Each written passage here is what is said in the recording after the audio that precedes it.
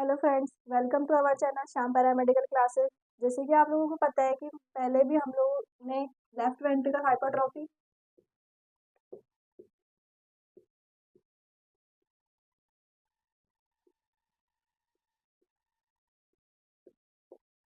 और right ventricle hypertrophy के बारे में पढ़ चुके हैं। जिसने भी हमारी वीडियो को नहीं देखा है, जाएं और सबसे पहले देख लें। तो आज हम स्टार्ट करने वाले हैं। हमारा नेक्स्ट टॉपिक है हाइपर टेंशन। हाइपर वर्ड का मतलब होता है किसी भी चीज़ का क्या हो जाना, हाइपर यानी इंक्रीज हो जाना। तो हाइपर वर्ड का मतलब होता है इंक्रीज हो जाना। हाइपर टेंशन में क्या होगा, हमारा बीपी इंक्रीज हो जाएगा। क्या इंक्रीज होगा? बीपी, जिसे क्या कहते हैं, ब्लड प्रेशर। तो ब्लड प्रेशर क्या होता है? ये हमारी कोई भी आर्टरी होती है। ये क्या है? आर्टरी। इसके अंदर क्या होता है? ब्लड फ्लो करता है। ये इसके अंदर क्या है? ब्लड। जब हमारी आर्टरी के अंदर ब्लड फ्लो करता है तो ब्लड के द्वारा जो हमारी आर्टरी होती है उसके ऊपर क्या लगाया जाता है? प्रेशर लगाया जाता है। क्या लगाया जाता है? प्रेशर। उसे क्या कहते हैं? Blood pressure. यानी कि ब्लड के द्वारा आर्टरी की जो वॉल होती है उसके ऊपर लगाया जाने वाला जो प्रेशर होता है उसको क्या कहते हैं? Blood pressure. तो हाइपरटेंशन में क्या होता है? ब्लड प्रेशर क्या हो जाता है? इंक्रीज हो जाता है। जो हमारी नॉर्मल रेंज होती है उससे क्या हो जाता है? इंक्रीज हो जाता है। तो नॉर्मल जो ब्लड प्रेशर होता है हमारा, वो होता है 120/80 mm ऑफ Hg। इसमें जो 120 जो होता है वो होता है सिस्टोलिक प्रेशर। ठीक है, क्या होता है? Systolic pressure.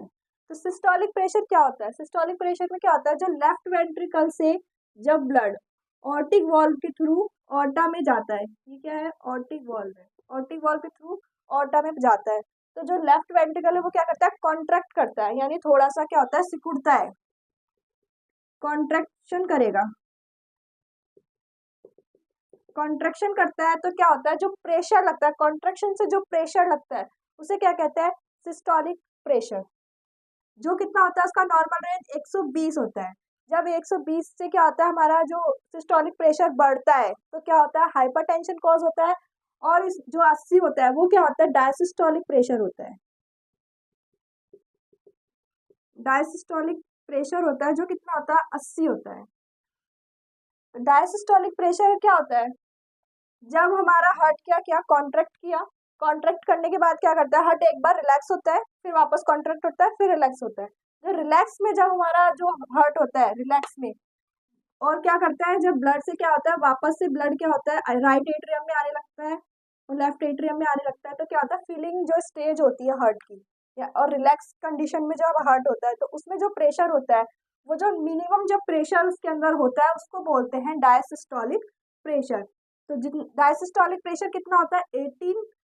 80 होता है। और इससे ज्यादा अगर इंक्रीज होता है तो हमें क्या कॉज हो सकता है? Hyper tension. तो 140 मतलब 120 से 80 mm ऑफ Hg से अगर हमारा ब्लड प्रेशर इंक्रीज हो रहा है तो हमें क्या हो सकता है? Hyper tension. तो 140/90 भी अगर mm ऑफ Hg हमारे बॉडी में अगर बीपी है तो वो क्या होता है? हाइपर टेंशन की कंडीशन होती है। तो ये था हमारा हाइपर टेंशन के अंदर बीपी क्या होता है, और बीपी के इंक्रीज होने से किस प्रकार क्या होता है? हमें हाइपर टेंशन कॉज हो सकता है। तो ये था हमारा हाइपर टेंशन का इंट्रो, यानी बीपी का इंक्रीज हो जाना। नेक्स्ट हम बात करेंगे कॉजेज, यानी या ये किस किस कारणवश क्या हो सकता है? इंक्रीज हो सकता है हमारा बीपी। तो कॉजेज की बात करें, कॉजेज में सबसे पहले हम लोग एक देखेंगे टाइप्स, यानी जो हाइपरटेंशन होता है वो कितने टाइप का होता है। तो नॉर्मली जो हाइपरटेंशन होता है वो होता है 2 टाइप्स का। कितने टाइप का होता है? 2 टाइप का होता है। कॉजेज के साथ साथ हम टाइप्स की भी बात करेंगे। ठीक है, तो हाइपरटेंशन होता है 2 टाइप्स का होता है। प्राइमरी हाइपरटेंशन और सेकेंडरी हाइपरटेंशन।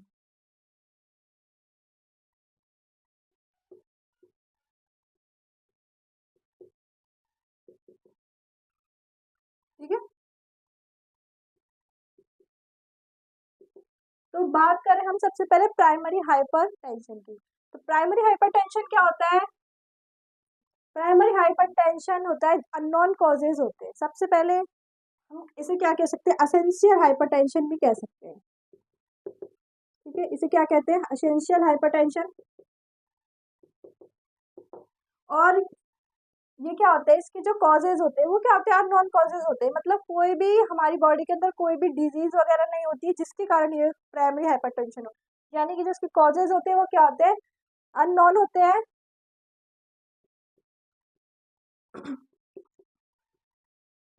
नो आइडेंटिफेबल होते हैं, यानी कि हमें उनकी क्या कर सकते हैं? हम उनकी पहचान नहीं कर सकते कि किस कारण से हमारी बॉडी का जो बीपी है वो बढ़ा हुआ है, या फिर हमारी बॉडी में हाइपरटेंशन की जो कंडीशन है वो किस कारण से हुई है। वो क्या होता है? हम लोगों को हमें पता नहीं चलता। तो ये क्या होता है? नो आइडेंटिफेबल क्या होते हैं? कॉजेज होते हैं इसके। नेक्स्ट अगर हम बात करें तो जो हमारे 90 से 95% जो केसेस देखे जाते हैं, हाइपरटेंशन के जो केसेस देखे जाते हैं, उसमें क्या होता है? 90 से 95% क्या होते हैं? वो प्राइमरी हाइपरटेंशन के ही क्या होते हैं? केसेस होते हैं। ठीक है, 90 से 95% जो केसेस हाइपरटेंशन के होते हैं वो प्राइमरी हाइपरटेंशन के होते हैं। नेक्स्ट अगर हम बात करें तो जो इनके कॉजेज हो सकते हैं, मतलब जो नॉर्मल जो कॉजेज, यानी कि जो हाइपरटेंशन है वो क्यों होती है? तो ये हो सकता है या तो कोई जेनेटिक, यानी जो हमारे पेरेंट्स से हमें मिली हो, या हमारे पेरेंट्स होते हैं वो हाइपरटेंशन से ग्रसित हो, तो हमें भी क्या हो सकता है? हाइपरटेंशन हो सकता है। तो ये क्या होता है? अननोन कॉजेज होता है कि अगर आपके फैमिली मेंबर में कोई, फैमिली में किसी की हाइपरटेंशन थी तो आपको हाइपरटेंशन हो सकती है। तो वो कौन सी हाइपरटेंशन हो सकती है? प्राइमरी हाइपरटेंशन हो सकती है। नेक्स्ट हम बात करें एज, जैसे कि ज्यादा एज है आपकी, एज के अकॉर्डिंग भी क्या हो सकता है? ये हाइपरटेंशन, प्राइमरी हाइपरटेंशन हो सकती है। तो ये क्या अननोन कॉजेज है, ऐसे कोई फिक्स नहीं होता कि इसकी वजह से ही आपको क्या हुआ है? हाइपरटेंशन। तो एक तो एज है, किसी मतलब ज्यादा जो ओल्ड एज होते हैं उनके अंदर क्या हो सकता है? हाइपरटेंशन। नेक्स्ट अगर हम बात करें कोई ओबेसिटी, यानी मोटापे की वजह से भी क्या हो सकता है हमें? ये प्राइमरी हाइपरटेंशन, ओबेसिटी यानी मोटापा। और नेक्स्ट अगर हम बोले तो स्मोकिंग,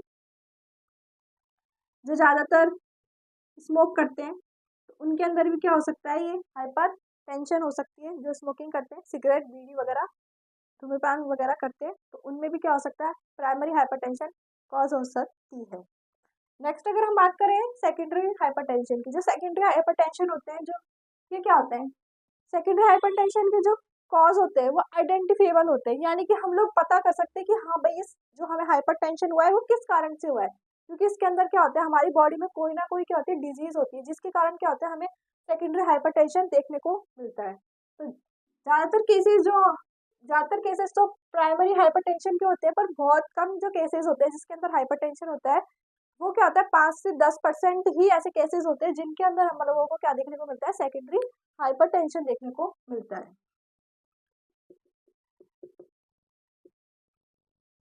इसके जो कॉजेज होते हैं वो जो कॉजेज होते हैं जिसके कॉजेज होते हैं वो आइडेंटिफेबल होते हैं, यानी कि हम पहचान सकते हैं कि ये हमें किस कारण से हुआ है। ठीक है, आइडेंटिफेबल कॉजेज होते हैं इसके, यानी हम बता सकते हैं कि जो हमें सेकेंडरी हाइपरटेंशन है वो किस कारणवश हुआ है। तो और ये क्या होता है? ये जो सेकेंडरी हाइपरटेंशन है ये क्या किस कारण होता है? हमारी कोई भी मेडिकल कंडीशन होती है या फिर हमारी कोई डिजीज हमारी बॉडी में प्रेजेंट होती है उसकी वजह से होता है। तो ये क्या होता है? मेडिकल कंडीशन होती है इसके अंदर जिसकी वजह से हमें क्या होता है? कोई भी मेडिकल कंडीशन होती है जिसकी वजह से हमारी बॉडी के अंदर हाइपरटेंशन प्रेजेंट होता है। तो उसके अंदर जो हम लोग कॉजेज देखने की मिलेंगे, तो हाइपरटेंशन के जो कॉजेज है वो इसके अंदर शो होते हैं। तो इसके अंदर हम पढ़ेंगे कॉजेज। तो कौन कौन से कॉजेज होते हैं जिसकी वजह से सेकेंडरी हाइपरटेंशन, या हम लोग कह सकते हैं हाइपरटेंशन हमारी बॉडी में हुआ है? तो सबसे पहले होता है renal artery disease, renal artery disease या ऑब्स्ट्रक्शन। रीनल वर्ड जो होता है वो कहाँ से लिया, किससे लिया गया, किडनी से। किससे रिलेटेड होता है, किडनी से रिलेटेड होता है रीनल वर्ड। यानी जो हमारी किडनी है उसकी जो आर्टरी होती है उसके अंदर क्या हो जाना, ऑब्स्ट्रक्शन। ऑब्स्ट्रक्शन का मतलब होता है रुकावट। यानी हमारी किडनी के अंदर कोई भी रुकावट आ गई है उसकी वजह से क्या हो जाता है, हमें रीनल आर्टरी ऑब्स्ट्रक्शन आ जाता है। उसको क्या कहते हैं, उसकी वजह से हमारे बॉडी में क्या हो सकता है, हाइपरटेंशन कॉज हो सकता है। जो नेक्स्ट कॉज है वो होता है डायबिटीज। डायबिटीज के पेशेंट्स में भी क्या होता है, हमारा हाइपरटेंशन की कंडीशन होती है, यानी उनका जो बीपी है वो बढ़ा हुआ मिलता है जिनकी डायबिटीज होती है। नेक्स्ट है कुछ सर्टन जो मेडिसिन वगैरह होती है उनकी वजह से भी क्या होता है, हमारी बॉडी के अंदर बीपी बढ़ सकता है और हाइपरटेंशन कॉज हो सकती है। तो सर्टन जो कुछ मेडिसिन वगैरह होती है उनकी वजह से भी क्या हो सकता है, हमारी बॉडी में हाइपरटेंशन कॉज हो सकता है। तो ये था हमारा हाइपरटेंशन के टाइप्स, यानी तो ये हाइपरटेंशन के टाइप्स, और साथ में हम लोगों ने क्या किया है, कॉजेज। यानी कि कॉजेज के बेस पे ये क्या होता है, इसके 2 टाइप्स होते हैं, ठीक है, प्राइमरी एंड सेकेंडरी।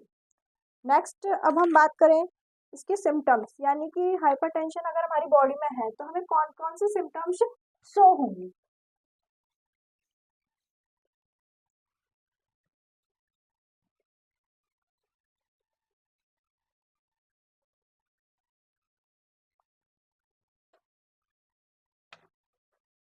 सिम्टम्स की बात करें,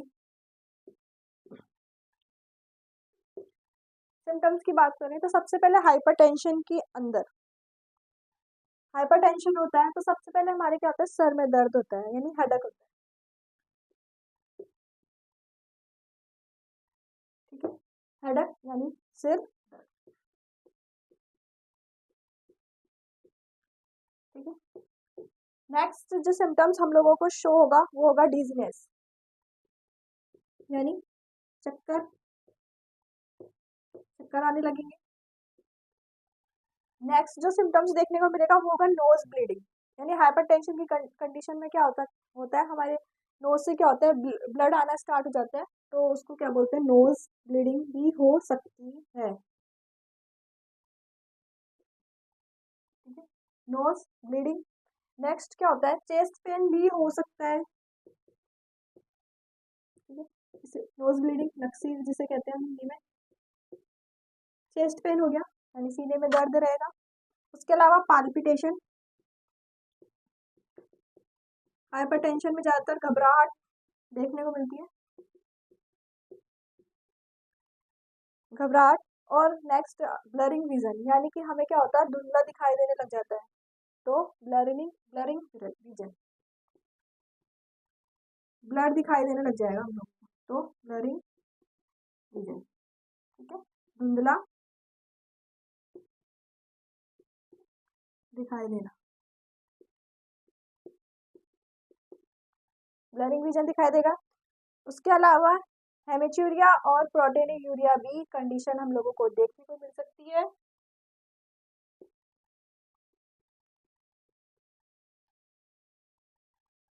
प्रोटीनयूरिया यानी इसका मतलब होता है यूरिन के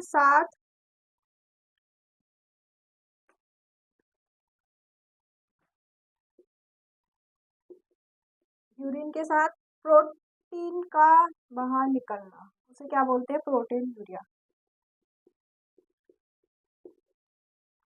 ठीक है। प्रोटीन यूरिया क्या होता है, यूरिन के साथ हमें क्या होता है, प्रोटीन भी हमारा क्या निकलने लग जाता है, बाहर निकलने लग जाता है हमारी बॉडी से, तो उसे उस कंडीशन को बोलते हैं प्रोटीन यूरिया।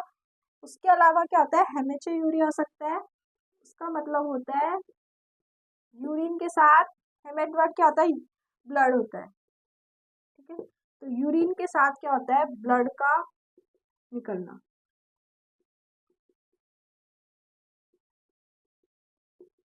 उसे क्या बोलते हैं, हेमिचूरिया बोलते हैं। तो ये दोनों कंडीशन भी हमें देखने को मिल सकती है हाइपरटेंशन की कंडीशन में। तो ये थे हमारे sign symptom, headache, dizziness, nose bleeding, chest pain, palpitation, blurring vision, proteinuria और हेमिचूरिया। उसके अलावा अब हम लोग करेंगे हाइपरटेंशन की पैथोफिजियोलॉजी, यानी कि जो हाइपरटेंशन है वो हमें कैसे कॉज होती है वो हम लोग अब देखने वाले हैं।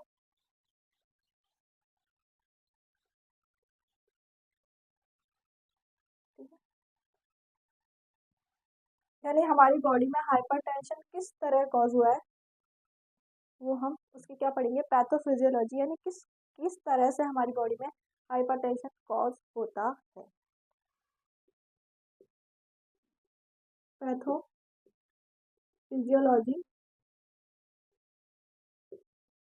पैथोलॉजी के अंदर जितनी भी डिजीज होती है उनके अंदर हम लोगों का क्या होता है, पैथोफिजियोलॉजी पढ़ना पढ़ जरूरी होता है। तो हम लोग हाइपरटेंशन में पैथोफिजियोलॉजी पढ़ेंगे।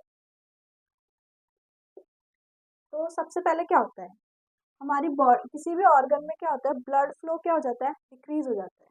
मतलब हाइपरटेंशन की कंडीशन कैसे कॉज होती है, तो उसके लिए सबसे पहले क्या होता है, हमारी बॉडी में कहीं पे भी किसी भी ऑर्गन पे क्या होता है, ब्लड फ्लो क्या हो जाता है, डिक्रीज हो जाता है, या फिर ब्लड फ्लो क्या होता है वहाँ पे कम होता है। तो सबसे पहले हम लिखेंगे decrease blood flow of organ, यानी किसी भी ऑर्गन पे क्या हो जाएगा, ब्लड फ्लो डिक्रीज हो जाएगा। ब्लड फ्लो के डिक्रीज होने से क्या होगा, हमारी बॉडी किडनी के अंदर, किडनी के अंदर क्या होता है, जस्ट जेजी सेल्स होती है, जेजी सेल्स प्रेजेंट होती है। ठीक है, जिन्हें क्या बोलते हैं, जस्टा ग्लैमरुलर सेल्स कहते हैं, जस्टा ग्लोमेरुलर ग्लैमरुलर सेल्स कहते हैं। ठीक है, जस्टा ग्लैमरुलर क्या, जेजी सेल प्रेजेंट होती है। तो ये जेजी सेल कहाँ पे प्रेजेंट होती है, यहाँ आपने लोगों ने नेफ्रॉन का स्ट्रक्चर देखा होगा, ये नेफ्रॉन होता है।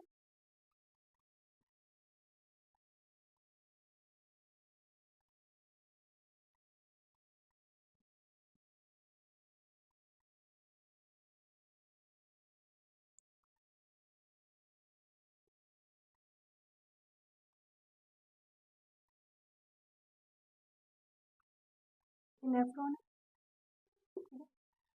यहाँ से आने वाली जो आर्टरी होती है उसका नाम तो होता है एफरेंट आर्टरी या आर्ट्रियोल जिसे कहते हैं। आर्टरी का छोटा पार्ट होता है उसे आर्ट्रियोल बोलते हैं। और यहाँ से जो जाती है ब्लड लेके आती है उसे तो एफरेंट आर्टरी कहते हैं, जो ब्लड लेके जाती है उसे एफरेंट आर्ट्रियोल्स कहते हैं। ठीक है, एफरेंट। ठीक है, ये तो होती है एफरेंट और ये होती है इफरेंट आर्ट्रियोल्स कहते हैं। ये क्या होती है, जो हमारी बॉडी से जो ब्लड को लेके आती है, और ये क्या होता है, वॉर्मस कैप्सूल प्रेजेंट होता है। ये क्या होता है, वॉर्मस कैप्सूल होता है। तो इसके अंदर जो ये जो एफरेंट और आर्ट्रियोल, ये एफरेंट एंट्रियोल होती है ना, इसकी जो वॉल होती है, जो ये आर्ट्रियोल्स होता है, आर्टरी का छोटा पार्ट को क्या कहते हैं, आर्ट्रियोल्स कहते हैं। जो आर्ट्रियोल्स होता है उनकी जो वॉल होती है ना, वहाँ पे क्या होती है, ये जेजी सेल्स प्रेजेंट होती है नेफ्रॉन के अंदर। जो आर्ट्रियोल और एफरेंट जो आर्ट्रियोल होती है इनके अंदर क्या होती है, ये जेजी सेल प्रेजेंट होती है। तो क्या होता है, कहीं में भी हमारी बॉडी में ब्लड फ्लो कम हुआ, ब्लड फ्लो कम होने से क्या होता है, हमारी किडनी होती है उसके अंदर क्या होती है, जेजी सेल्स प्रेजेंट होती है, जैसे ग्लैमरुलर सेल्स कहते हैं। उससे क्या होता है, जो जस्टा ग्लैमरुलर सेल्स करती है, ये क्या करती है, रेनिन नाम का एक हार्मोन होता है, उसका क्या करती है, सिक्रेशन करती है। तो क्या करती है, रेनिन का क्या करती है, सिक्रेशन करती है। ठीक है, तो इससे क्या होता है, यहाँ पे क्या होता है, एक राज सिस्टम जिसे हम कहते हैं, रेनिन एंजियोटेंशन एल्डोस्टेरोन सिस्टम कहते हैं, वो क्या हो जाता है, एक्टिव हो जाता है। क्या कहते हैं जिसे, रेनिन एंजियोटेंशन एल्डोस्टेरोन सिस्टम। ठीक है, ये क्या हो जाता है, एक्टिव हो जाता है। जैसे हमारा ब्लड फ्लो कम होगा तो किडनी के अंदर जेजी सेल्स होती है, वो क्या करती है, रेनिन एंजियोटेंशन सिस्टम को क्या कर देती है, एक्टिव कर देती है। ठीक है, जिसकी वजह से क्या होता है, हमारी बॉडी के अंदर क्या होता है, एक एंजियोटेंसिन नोजन, जो एंजियोटेंसिन नोजन होता है वो क्या होता है, बनने लगता है। क्या बनने लगता है, एंजियोटेंसिन नोजन। एंजियोटेंसिन नोजन क्या होता है, सिक्रेट होने लगता है। ये कहाँ से सिक्रेट होता है, हमारे लीवर से क्या होता है, सिक्रेशन इसका स्टार्ट हो जाता है। ये कहाँ से सिक्रेशन स्टार्ट होता है, लीवर से। जो एंजियोटेंसिनोजन होता है, तो ये जो जेजीसीएल क्या करती है, रेनिन का सिक्रेशन करती है। जो एंजियोटेंसिनोजन क्या करता है, रेनिन, रेनिन जो हार्मोन होता है वो क्या करता है, एंजियोटेंसिनोजन फर्स्ट में क्या कर देता है, चेंज कर देता है। एंजियोटेंशन फर्स्ट में क्या कर देता है, चेंज कर देता है।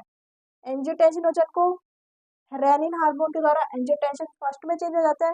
और जो एंजियोटेंशन फर्स्ट होता है वो क्या करता है,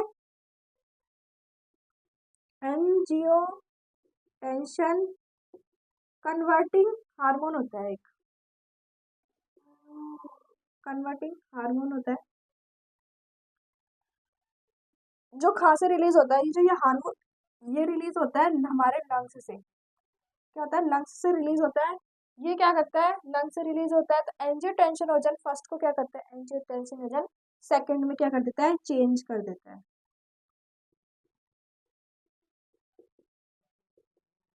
एंजियोटेंसिन सेकंड में क्या कर देता है, चेंज कर देता है।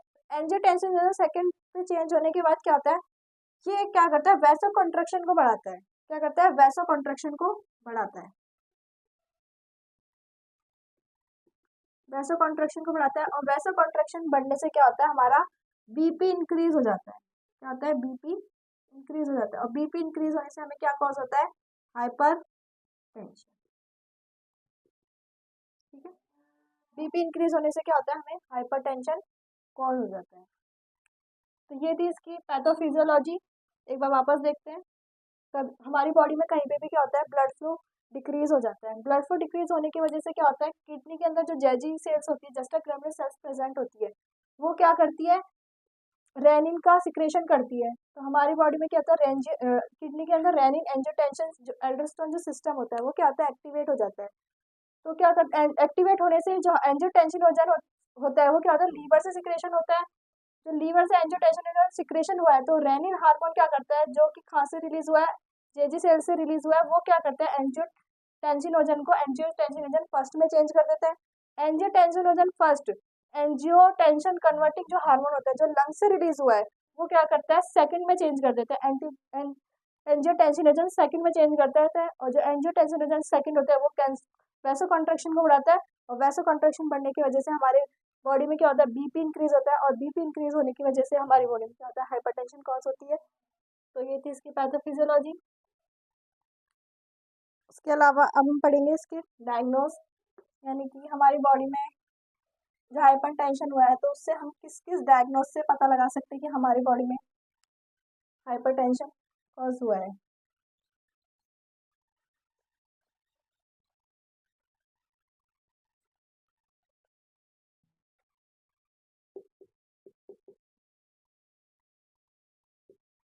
डायग्नोस में सबसे पहले हम लोग डायग्नोस करेंगे, मेजरिंग बीपी, मेजर करेंगे कि हमारी बॉडी में बीपी कितना बढ़ा हुआ है, तो मेजर करेंगे। मेजरिंग बीपी, उसके अलावा क्या करवाएंगे, हम लैब टेस्ट करवाएंगे। तो लैब टेस्ट के अंदर एक तो यूरिन टेस्ट करवाएंगे, यूरिन टेस्ट क्यों करवाएंगे, क्योंकि हमें हाइपरटेंशन की कंडीशन में करवा सकते हैं, ब्लड टेस्ट करवा सकते हैं।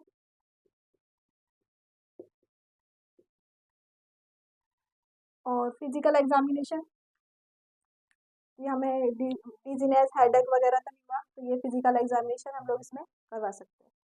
तो ये था डायग्नोस। उसके बाद हम जो नेक्स्ट पॉइंट पढ़ेंगे वो है ट्रीटमेंट।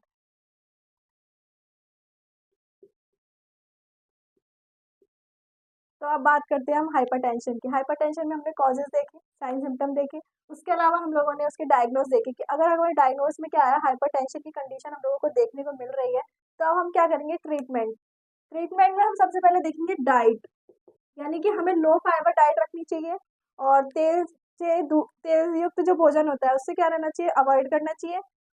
उसके अलावा हमें क्या करना चाहिए, एक्सरसाइज करना चाहिए। एक्सरसाइज में हम लोगों को ब्रीथिंग एक्सरसाइज करनी चाहिए और फिजियोथेरेपी करवा लेनी चाहिए। और और भी हमारा मॉर्निंग जो एक्सरसाइज होती है वो सब हमें एक्सरसाइज करनी चाहिए। नेक्स्ट जो हमें क्या करना चाहिए, मेडिकेशन। मेडिकेशन में बात करें तो हमें क्या देते हैं, डायूरेटिक्स और बीटा ब्लॉकर्स का भी यूज किया जाता है। बीटा ब्लॉकर्स क्या होते हैं, बीटा ब्लॉकर्स वैसो कॉन्ट्रैक्शन को क्या करते हैं, रिडक्शन करते हैं या रिड्यूस करते हैं। क्योंकि हमें अभी अपनी पैथोफिजियोलॉजी में हम लोगों ने देखा था कि जो वैसो कॉन्ट्रैक्शन था उसके कारण क्या हो रहा था, वैसो कॉन्ट्रैक्शन इंक्रीज होने से कारण हमें हाइपरटेंशन हो रहा था। तो बीटा ब्लॉकर क्या करता है, वैसो कॉन्ट्रैक्शन को रिड्यूस करता है, जिसकी वजह से क्या होता है, हमें हाइपरटेंशन की जो कंडीशन हुई है उसको इसमें से क्या करता है, रिलीफ मिलता है। तो बीटा ब्लॉकर यूज कर सकते हैं और डायूरेटिक्स का भी यूज कर सकते हैं। डायूरेटिक्स क्या काम करते हैं, डायूरेटिक्स हमारी बॉडी के अंदर जो एक्स्ट्रा H2 होता है और सोडियम जो आयंस होते हैं उनको बाहर निकालने का काम करता है। तो उसकी वजह से भी क्या होता है, हाइपरटेंशन रिड्यूस होता है। तो ये थे हमारे मेडिकेशन के लिए बीटा ब्लॉकर और डायूरेटिक्स। उसके अलावा हमारी बॉडी में इस हाइपरटेंशन की वजह से कौन कौन सी कॉम्प्लिकेशंस, यानी कि जो ये तो छोटी बीमारी होती है, इससे कौन कौन सी और बड़ी बीमारियां हमारी बॉडी में हो सकती है, तो उसे क्या बोलते हैं, कॉम्प्लिकेशन। तो हम लोगों को और कौन कौन सी कॉम्प्लिकेशन जो होती है हाइपरटेंशन के साथ देखने को मिलती है, वो होती है, पहली तो होती है हार्ट अटैक। यानी हाइपरटेंशन की कंडीशन की वजह से हम लोगों को क्या होता है, हार्ट अटैक की आ सकता है या हार्ट अटैक की कंडीशन हम लोगों को देखने को मिल सकती है। तो हार्ट अटैक, उसके अलावा क्या होता है, हम लोगों को क्या हो सकता है, किडनी डिजीज हो सकती है कोई भी हाइपरटेंशन की वजह से, किडनी डिजीज हो सकती है। और विजन लॉस, यानी जो हम लोगों की देखने की जो क्षमता होती है वो क्या हो सकती है, पूरी तरीके से जा भी सकती है। तो हाइपरटेंशन ये क्या होती है, कॉम्प्लिकेशंस होती है। तो आज का हमारा जो टॉपिक है हाइपरटेंशन वो यहीं खत्म होता है। तो जुड़े रहिए हमारे साथ, मिलते हैं नेक्स्ट वीडियो में, और हमारी इस वीडियो को ज़्यादा से ज़्यादा शेयर कीजिए और हमारे चैनल को सब्सक्राइब कीजिए। नेक्स्ट मिलते हैं नेक्स्ट वीडियो में नेक्स्ट अगले टॉपिक के साथ। Thank you.